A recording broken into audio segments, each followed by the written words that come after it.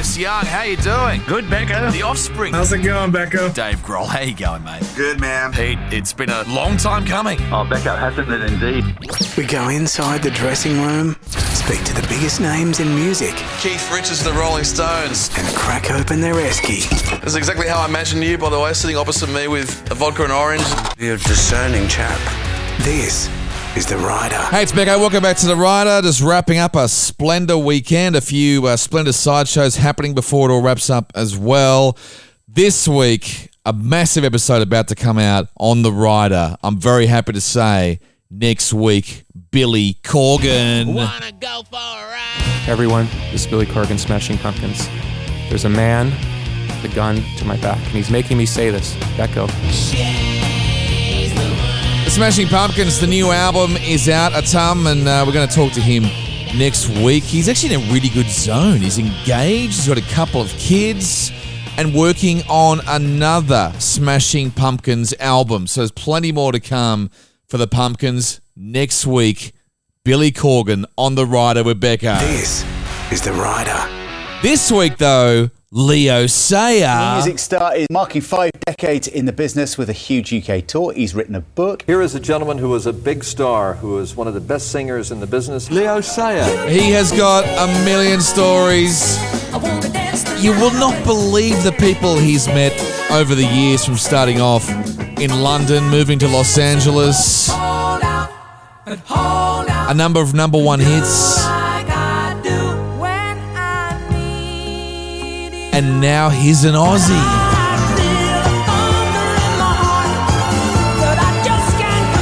Now, also, I'm going to ask about that particular song, Thunder in My Heart. That was remixed again in 2006, which also gave him a huge career boost back here in Australia, number one in the UK as well. There's so much to cover off with this absolute legend and bloody great bloke as well.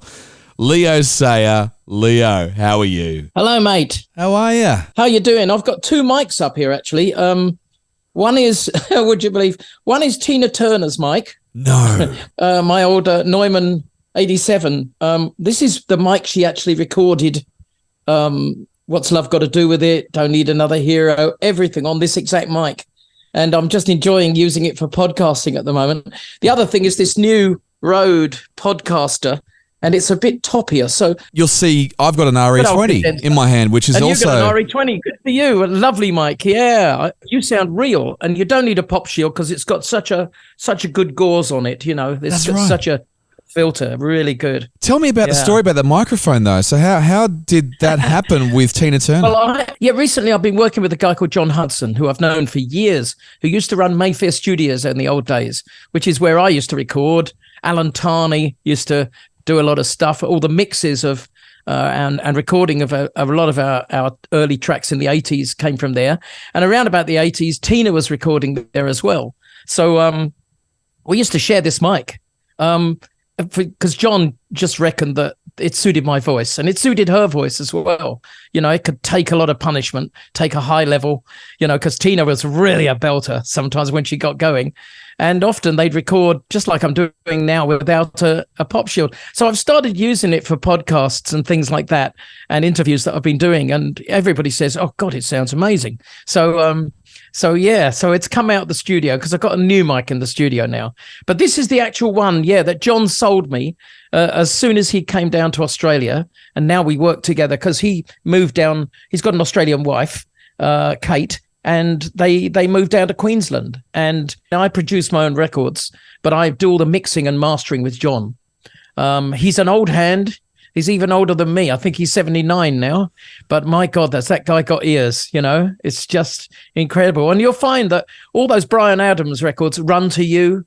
What was the one in the movie? Oh, God, Robin Hood. Everything I do it. That's all John. Oh, wow. That's all John Hudson. So, you know, he's a hero, one of the best engineers in the world.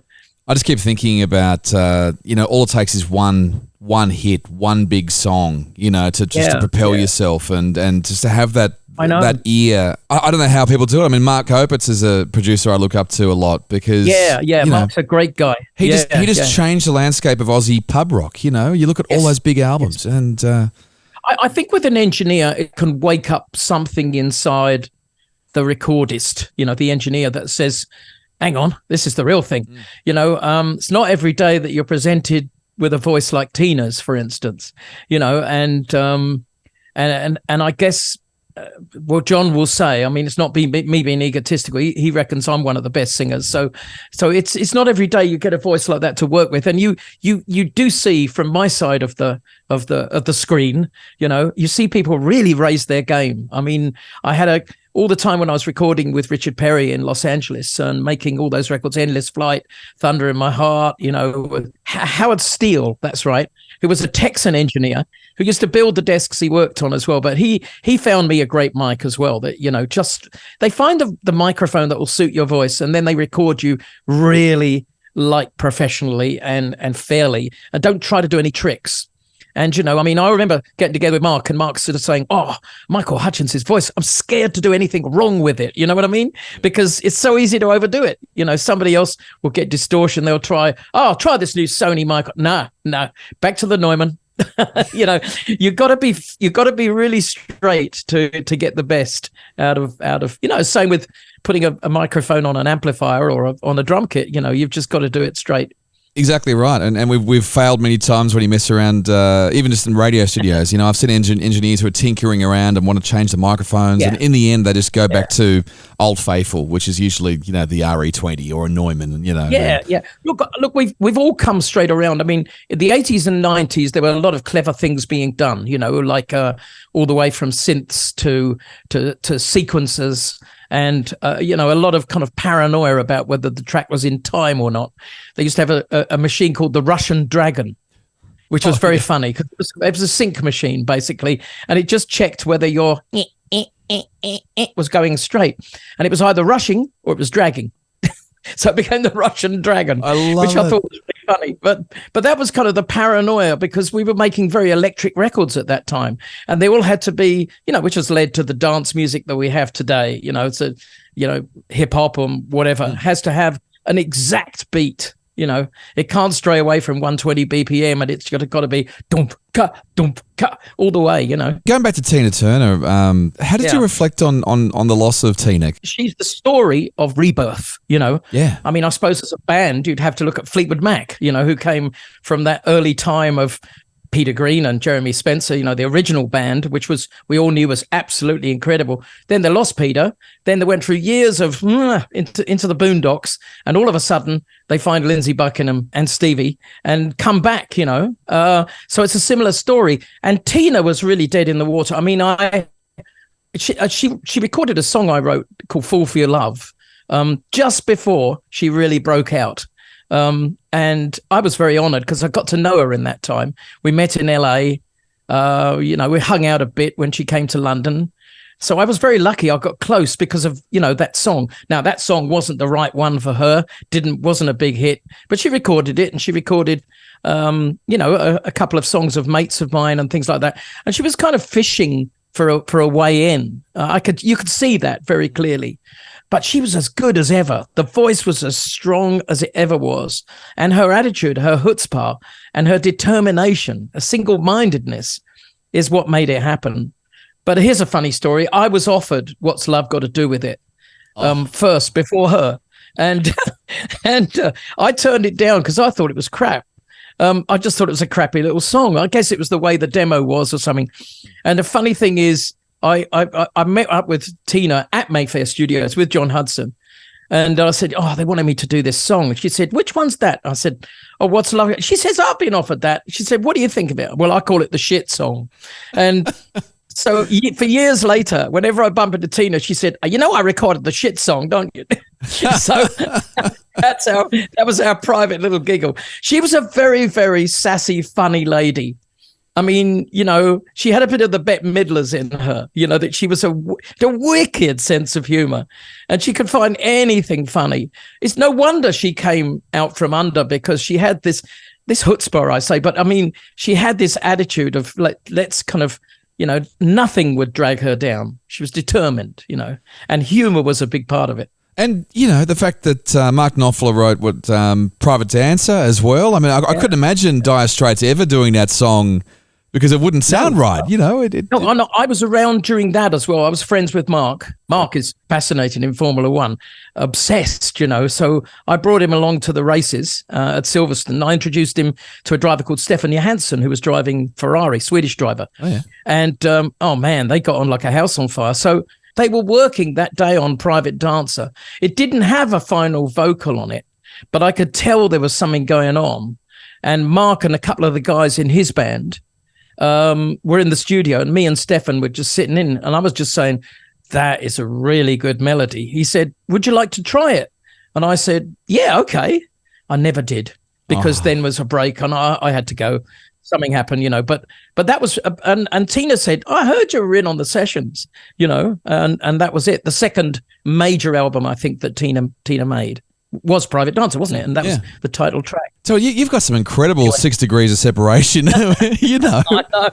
Very lucky. Oh, yeah, look, you just have to be in the right place. I mean, because I was using Mayfair, the other people that were there were people like Tears for Fears. I used to hang out with Roland and all those guys, and some incredible records up there. Everybody Wants to Save the World, and that last incredible album, which had about 20 machines linked up, you know, because it was a massive thing. And Pink Floyd, Dave Gilmour was always there, you know, so you got to kind of sit down and hang with some lovely people. I remember when Stevie Wonder came in, we were chatting away like mad, you know, and look, it's just being in the right place at the right time, and my career has been all about that. Now you're living in Australia, and by the way, we're so glad. And I remember I first met you when Thunder in My Heart Again came out, and it was 2006 from memory. I was living in Melbourne, and you came in, and the almighty Leo Sayer, but you've made Australia your home. You've got married recently as well, by the way. Congratulations. And yeah, thank you. No, I always loved it here. I mean, it was just, this country's got something. It's got a mix between America and Britain for me. You know, it's always from the playing on stage kind of angle and making music, being in the music biz. It's got the enthusiasm of America, but the kind of relative sanity of Britain. I mean, when I came here, I just fell in love with this place because it's I'd been to America first, okay? And the enthusiasm there always goes off the rails, you know. They're just, everything's positive, but it's almost to the point of positive where it kind of corners on bullshit. So, you know, you get into this kind of thing in America where it's just too much. But Australia came to second as the big foreign place to come to. And here, I don't know, the enthusiasm was there, the acceptance and the excitement was all there, but it was tempered with this kind of British logic. Oh, you know, let's not go too crazy. Let's not scare him off. So that's what I liked about it. And I think that it's all of that persuaded me to come and live here in 2005 after, you know, many years of visiting. I mean, so many visits, and I've made so many friends here, but it was logical to settle down here because I think this place suits my speed, you know, suits my mentality.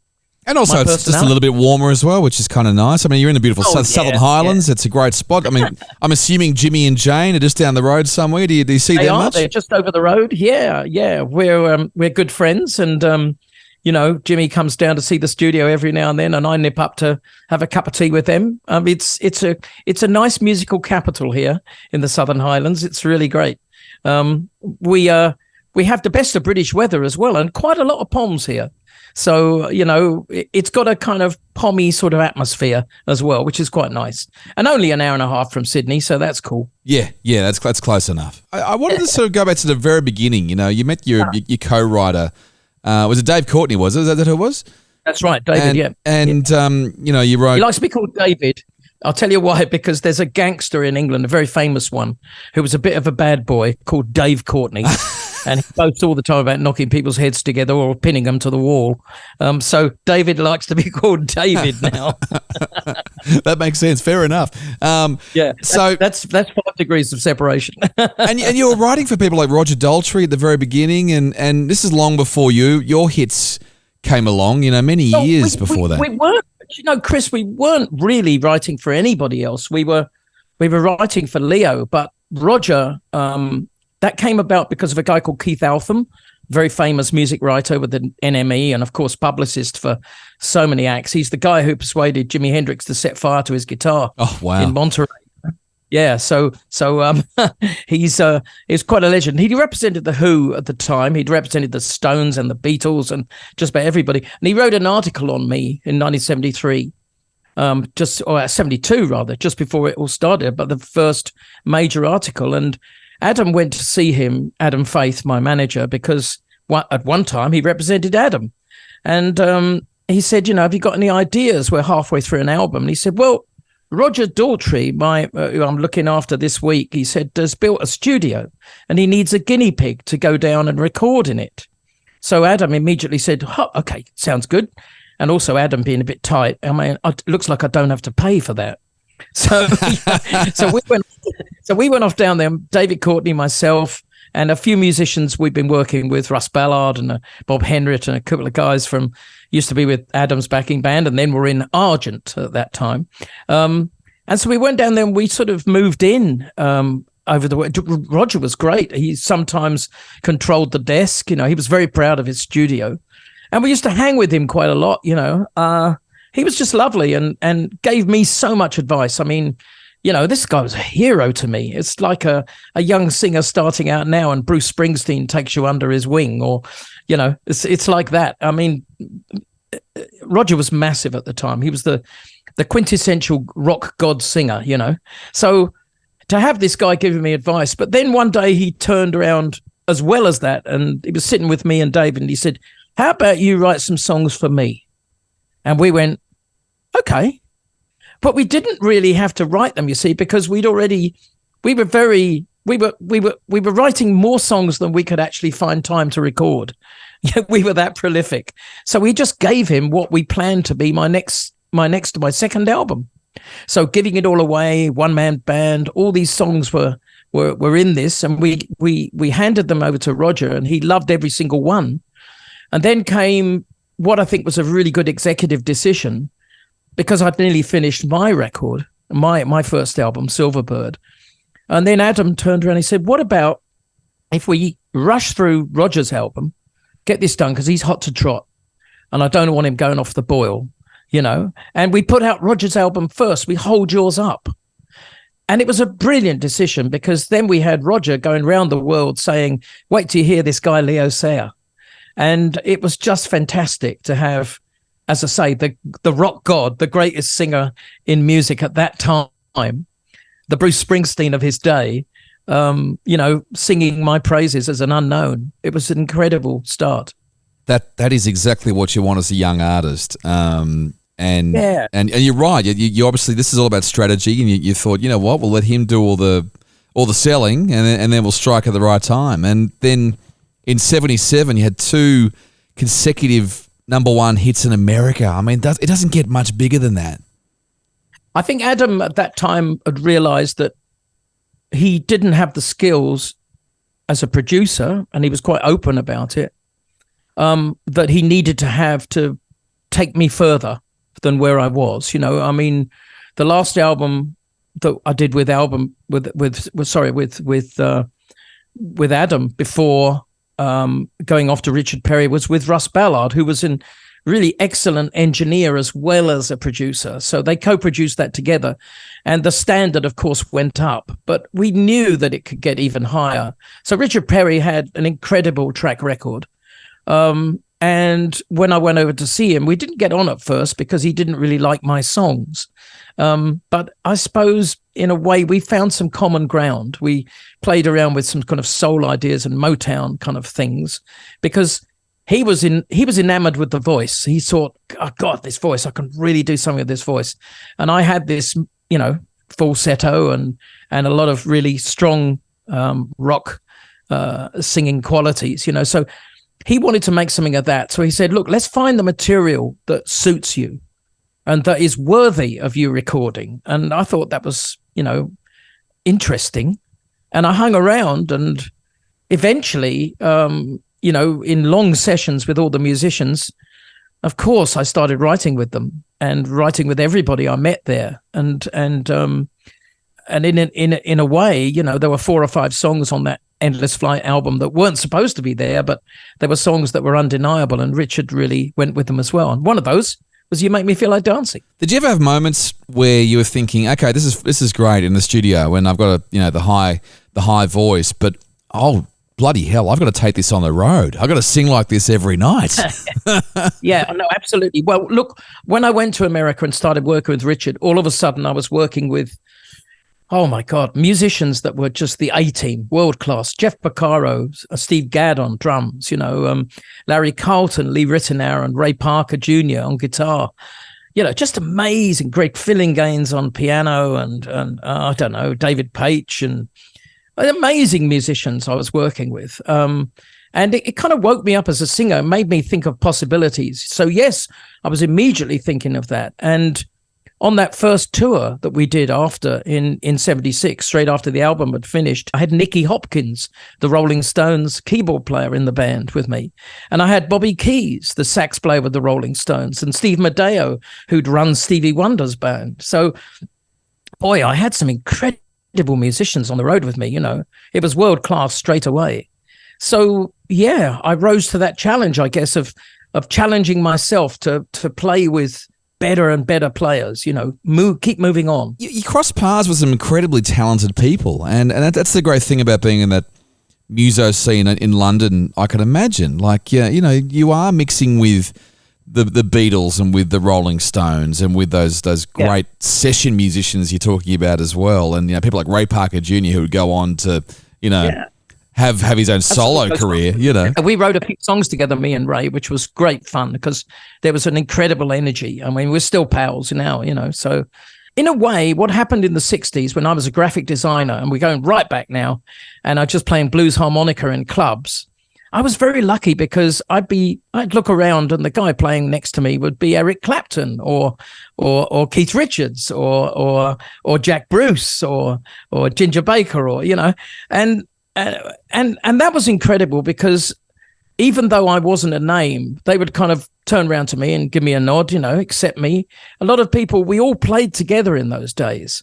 And I think that prepared me because, after I'd played with them, I suppose they all became huge names. But at the time that and when I was a graphic designer as well, I mean, I bumped into the Beatles a few times. I worked in a studio and Yoko Ono had a flat upstairs and John Lennon used to come down. And I was smoking, he was smoking, and he'd offer me a toke on his joint. And we'd sit there and kind of, and I'd say, so how's it going? I didn't dare kind of allude to the fact that he was John Lennon. He wanted to be treated like a normal bloke. And he asked my name, and I'd say, oh, Jerry. And he'd say, oh, well, I'll see you again, Jerry. So next day I'd go down there, oh, it's you again, So we'd sit down together, have a smoke, just a normal thing.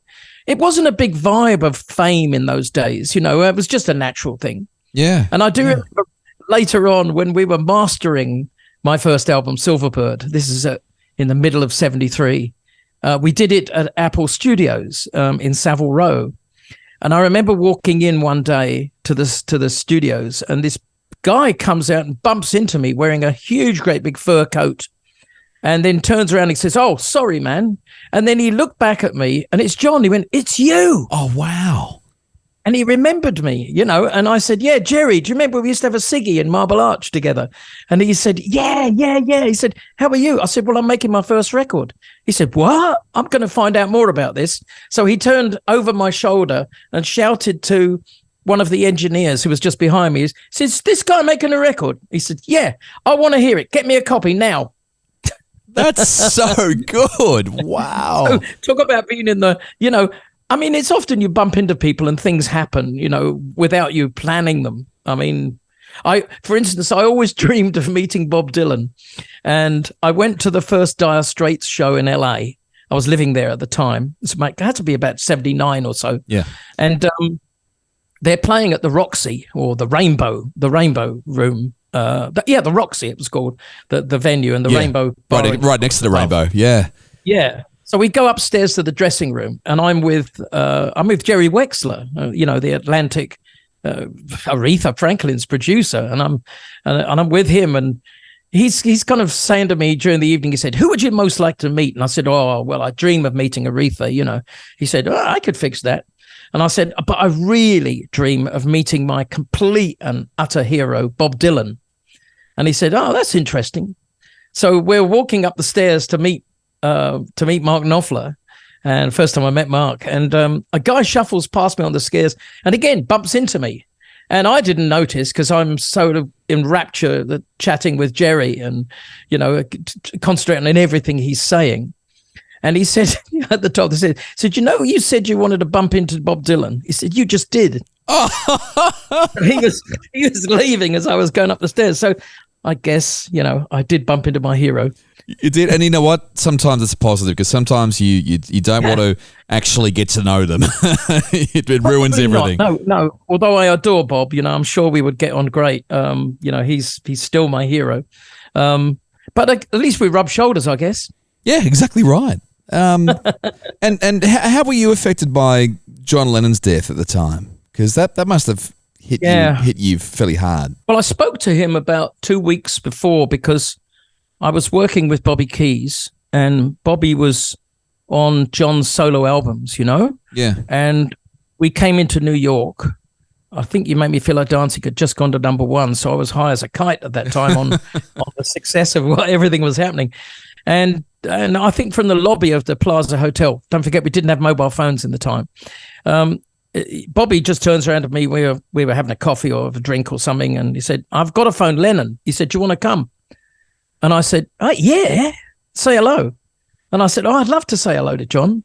And so he's on the phone. He says, "Hey, John, I'm working with Leo Sayer." John says, "Oh, yeah, he's great." And he said, put him on the phone. "Hey, Leo, it's John." He said, "Why didn't you come up and see us next week?" He said, "We're doing the record and everything." And I don't know. He said, let's get together. It'd be nice to see you again. And I just said, yeah, I'd love to. Okay, I think I'm going to be in New York. But then something happened and I had to leave New York. I had to go back to LA, I don't know, TV show or something like that. Yeah. Bobby stayed on, and it was the next week that Mark Chapman appeared. And there was no more John Lennon. And he was an incredibly charismatic figure, although I'd say George and Ringo and Paul were just as charismatic in their own way. I mean, here were four guys that were, proved to be incredible solo artists as well.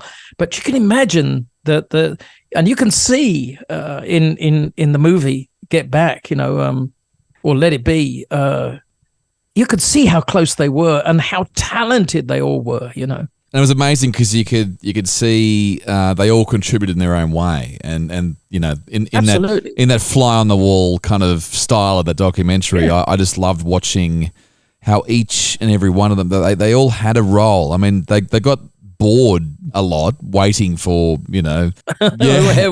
Yeah, whoever. I think Yoko said that Ringo was often the glue that held them together, and that's very interesting, isn't it? She called him the most important member of the band. And I thought that was interesting. That's I did get to work with Ringo, which was fantastic. We did an album that Adam Faith started off for Lonnie Donegan. And Lonnie, was an incredible hero to most British musicians all the way from skiffle.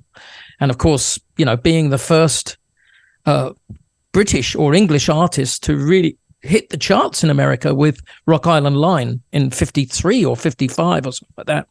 So he was a hero, and Adam wanted to do this record. So he put me in charge of phoning all the musicians and booking. I got everybody on that record: Elton, Ringo, Klaus Vormann, Brian May, Rory Gallagher. Oh my God. It's just, you name it, they were all on it. And we put together some great bands, and the most fun I had was the day with Ringo in Larrabee Studios in LA, and we got drunk together later, but I'm playing harmonica in a booth and he's playing drums in the next booth, and the shenanigans that were going on between us was hilarious.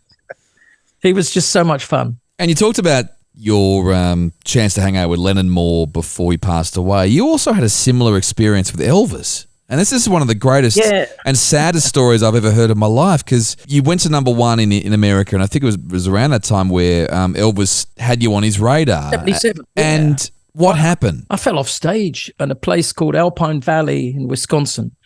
Funnily enough, the same place that later Stevie Ray Vaughan flew into a mountain in a helicopter and died. The same venue. Wow. Around the same.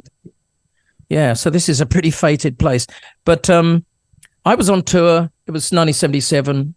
I remember it being incredibly busy. We were selling out lots of venues. We were playing all over the northeast coast of the States and into Canada, and all sold out shows, massive audiences, huge thing it was, and very hard to keep track with. And we got as far as this place, Alpine Valley, and it was a ski resort, and they built a big stage, and it covered quite an area in Wisconsin, which was a big fan zone, for me. Yeah. And so a huge crowd was waiting for me to play.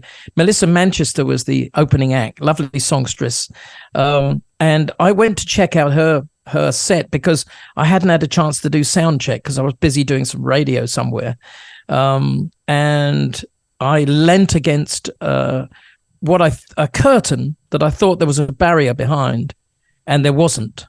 Oh, and I fell about 25, 26 feet onto my legs and my back. And, for a moment, I thought I was dead. It was such a shock, I was very honored that a lovely sound engineer called David Kirkwood jumped down after me and kind of held onto my, he put his arms around my shoulders and another arm around my knees and kind of held me together because I had a huge reaction. And he'd seen people fall off trusses, in huge, great big gigs, lighting guys, riggers, they call them, and seen guys fall off. So, the first thing was that you had to get over to that guy and hold him together because the reaction, you could throw your spleen out of your body or your spine, the delayed reaction. So he knew what to do, and I had that delayed reaction, and I came to kind of after that because I was fairly unconscious when it happened. And they carted me off to a hospital, and we hit headline news.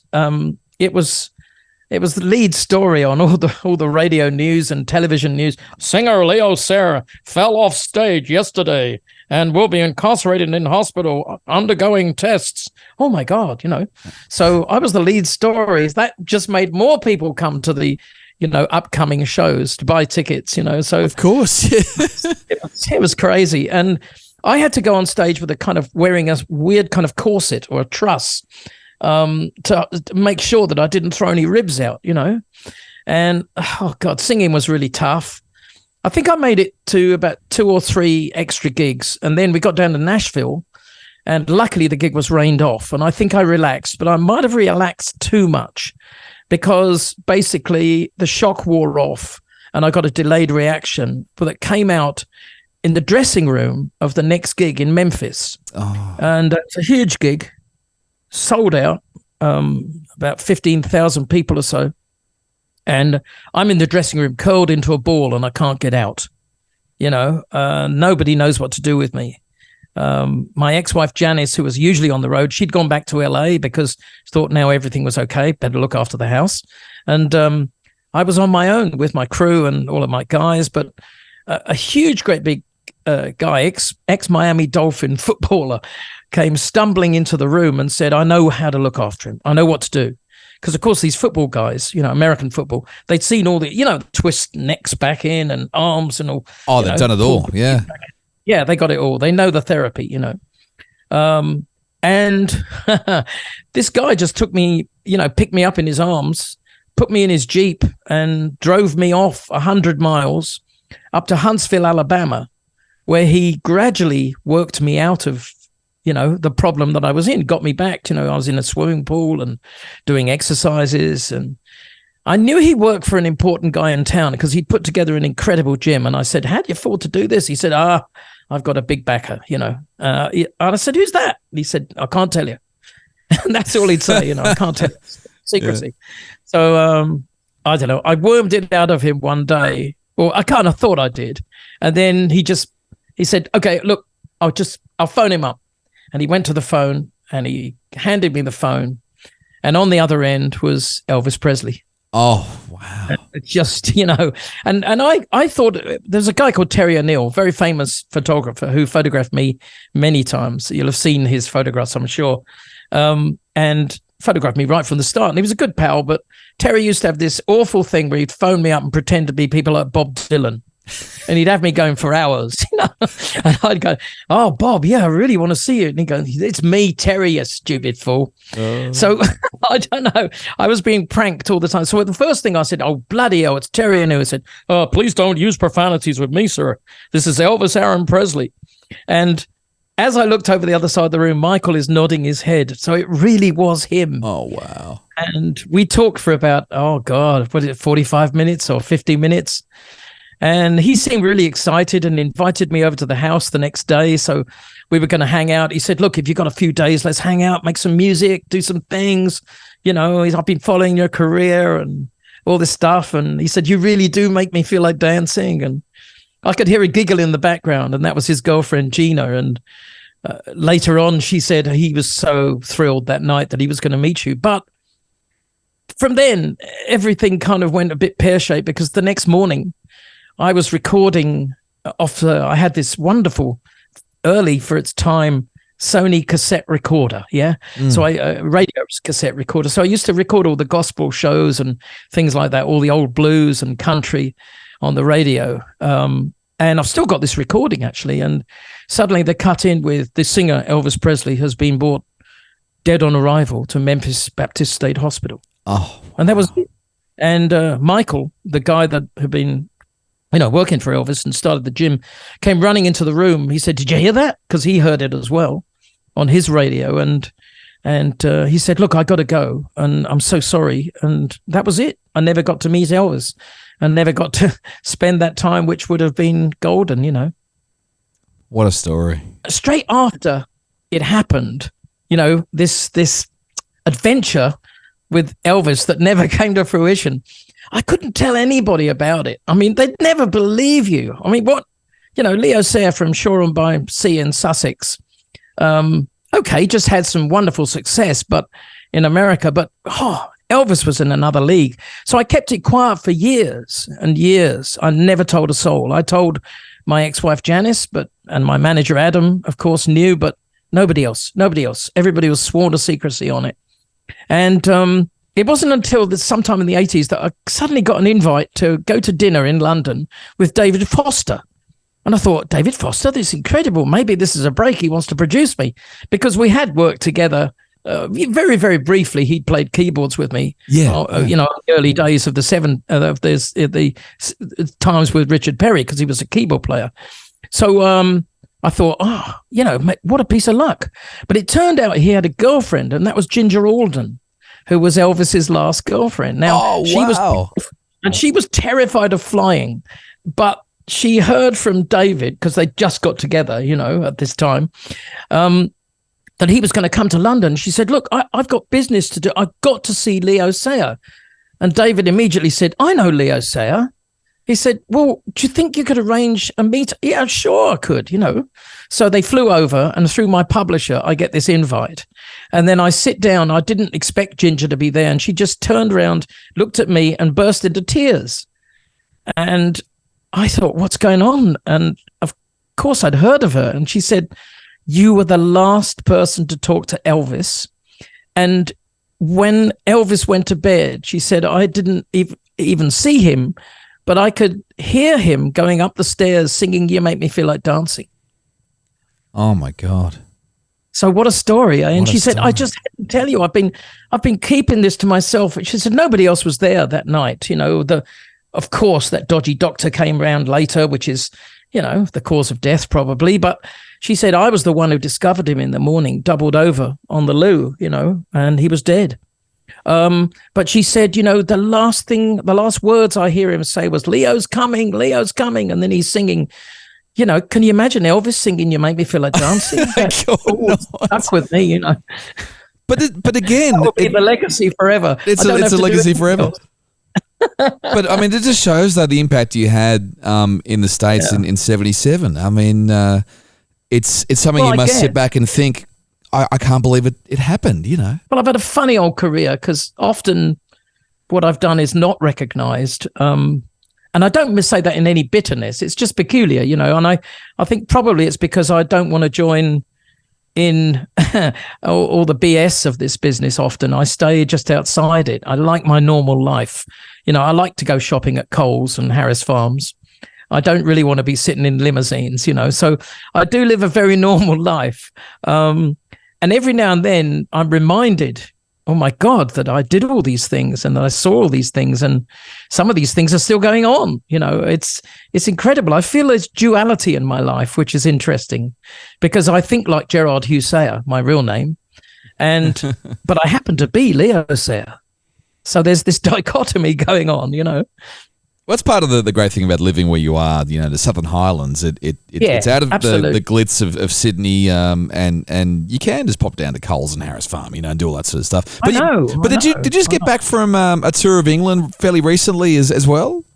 Yeah, we did tour last year, the end of last year, which was fantastic because it was like 50th anniversary.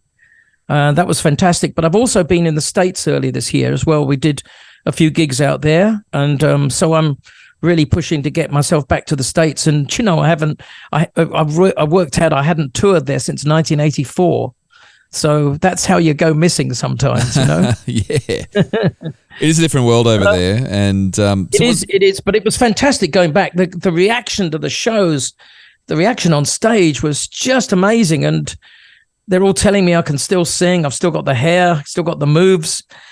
So it was very exciting, and hopefully we're going back, maybe not the end of this year, but early next year.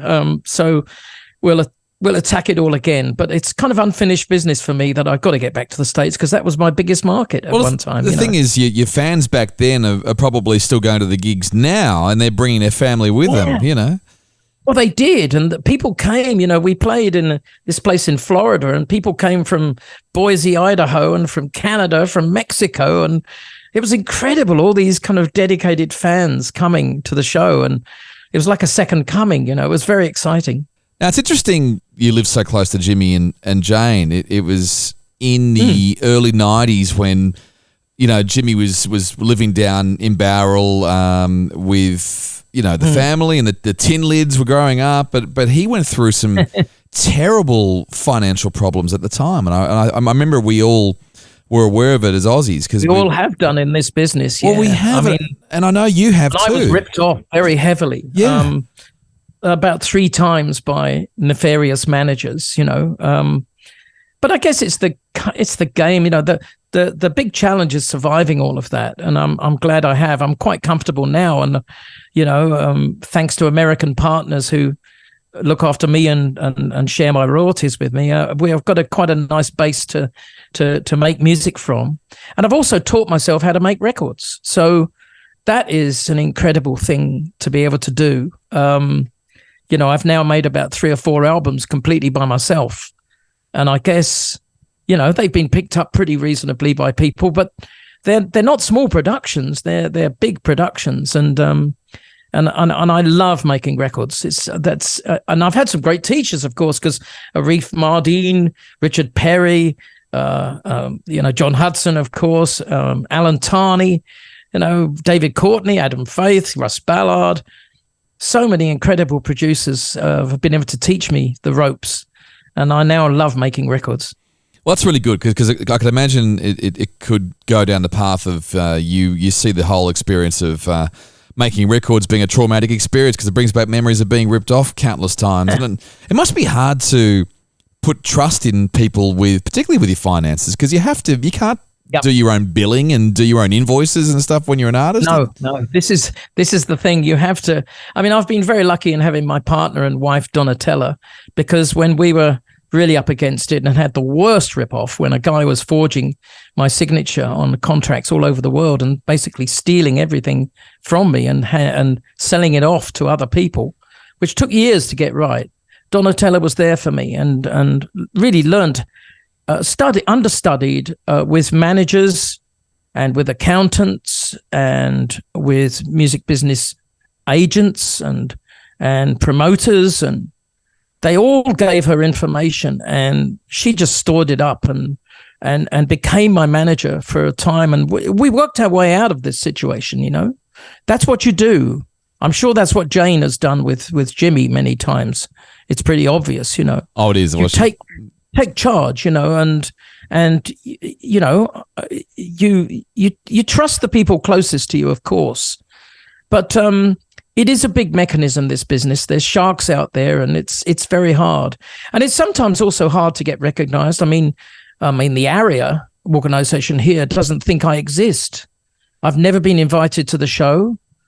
Even though I had a #1 record here with More Than I Can Say, every time I kind of try and make any ovation to them, they just run away. The same with the Ivors in England.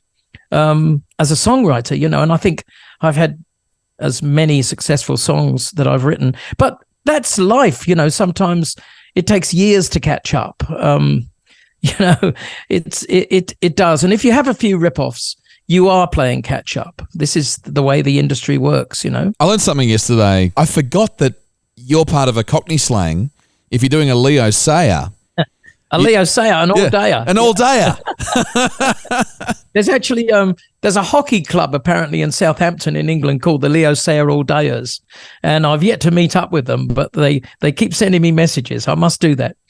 You have to. You have to do their awards night one year to surprise them. Just turn up, Apparently, well, yeah. Apparently, there's another thing, Leo Sayer syndrome. Oh yeah, and that's when you stick your fingers in the light socket and your hair goes electric. It is certainly a distinctive look. If you're heading down to Harris Farm to get the veggies, you're going to stand out. People must come up to you. And say good day. I know. I get recognised everywhere. I mean, still having this hair, which is quite remarkable at 75. To not be balding at all, Well, probably a little patch at the back, but it's well covered. No, but my hairdresser says, you're not. And I'm paranoid about it, of course. but yeah, my dad died with a full head of hair at 73. So I guess, and I've outlived him. So basically, the hair is still there. I suppose it's a legacy from Dad. Yeah. Tell you what, you're bloody lucky. Mine's, Yeah, it does. But I'm very lucky. I'm very fit for my age. I've just had some blood tests and all that sort of stuff, and they just said I'm fit as a 40-year-old, So I don't know. I get a feeling that I'm in my best years now, and anything carrying on from here, I can still sing at my utmost and still powerful, and I can still move on stage, not as much as I used to. The falsetto's still there.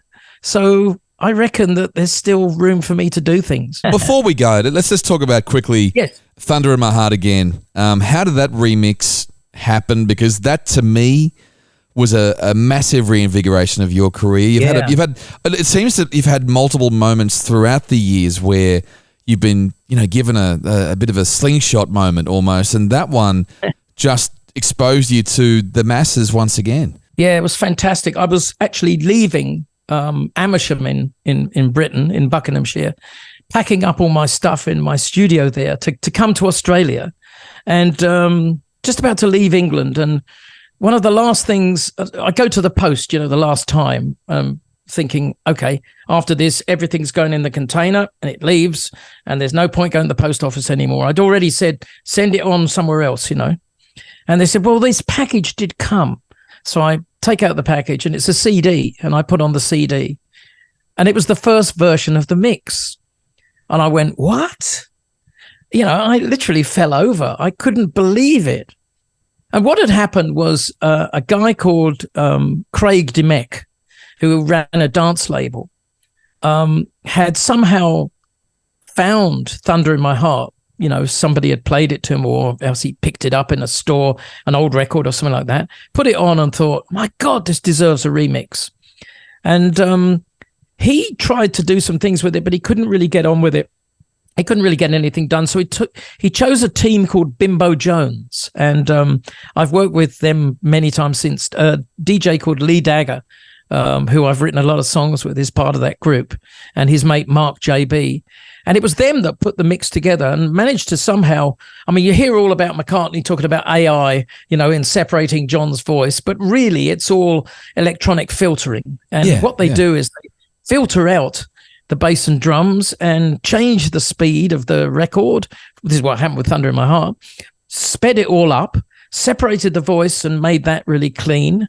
They had to live with all the strings because there was no multi-track. They only had the 2-track stereo mix, the single from 1977 to work with. So they managed to somehow speed it up, just cut certain bits of the song so it wasn't the whole thing. And they came up with this amazing mix. And when I first heard it, I contacted Craig immediately, and he said, "Oh, you better speak to those guys." So I talked to them, Mark and Lee, and gradually it started to get put together. I didn't have to sing anything again. It was quite remarkable. And when they finished it, it was just a monster. They promoted it in a very weird way. They didn't put my name on the label. They just kind of sent it out as what they called a white label. It went to dance clubs all over England. And of course, it got so much attention because it was a real killer tune. And it went to number one in the first week it was released in England. It went straight into number one. And by that time, everybody said, "Oh, that's Leo Sayer." Because a few Radio 1 DJs in England remembered who it was, and they blew it. You know, they blew the news on it. They sort of said, "That's Leo Sayer." It was Thunder in My Heart from 1977, because they were trying to make it a mystery. I even had, there was press going, "He's somewhere lost in Australia and he doesn't even know this is being released." Rubbish. I had to okay the thing, because I own it basically.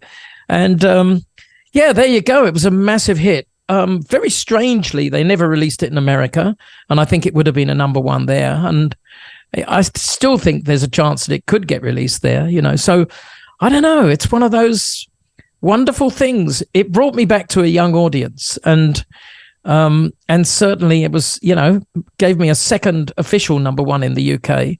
So it was a fantastic thing, and I believe it did pretty well down here in Australia as well. Got lots of airplay. So. I was reborn. Yeah, I could vouch for that. It originated, I think, in Melbourne, because Melbourne had a huge dance scene back then, and that's right. And it just went out from there. Yeah. All the radio stations picked it up, and you were flown out, and I think it did all the promo for it, and I was already here, actually. Oh, you were already in Australia. I was already. Yeah, I just moved down when it happened, and I remember, I think it was the Telegraph or somebody phoning me up saying, "We've got to do a story on this. You're number one."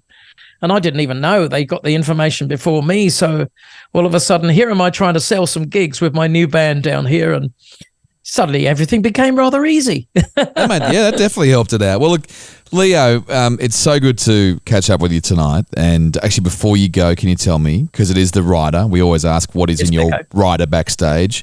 What is your drink of choice, Leo? What is it when you're touring? Well, it's going to be beer after the show, and I'm impartial to Mexican beer, Dos Equis. It's got to be that. Ah, yes. So there'll be a crate of Dos Equis. I can't drink before the show, but I'll drink after. I make my own drink during the show, for the show, which is ginger and lemons and honey, and that's part of it. But basically, I'm a man of simple tastes. As long as there's some food to eat somewhere, and nobody bothers us too much, we can get on with what we're doing. The rider is pretty simple. Well, Leo, once again, thank you so much, and great having a chat. It means a lot, and we will see each other face to face very soon, okay? Absolutely, Becko. A real pleasure talking to you, and I really enjoy this podcast.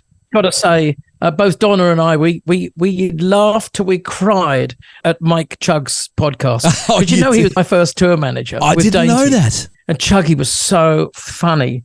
And every time I get together with him, I tell everybody, of course, that he was my tour manager. And he says, "No, I wasn't. I was co-promoter." Because his ego is too big to flatten that one. Leo Sayer on the rider. Make sure you keep an eye on his socials. He'll be doing some touring around the country and working on some new music as well, as you heard. Next week on the rider, I reckon one of the biggest guests I've ever had. A guy who shaped all our teenage years with some incredible Smashing Pumpkins albums. Next week, Billy Corgan. We'll catch you then.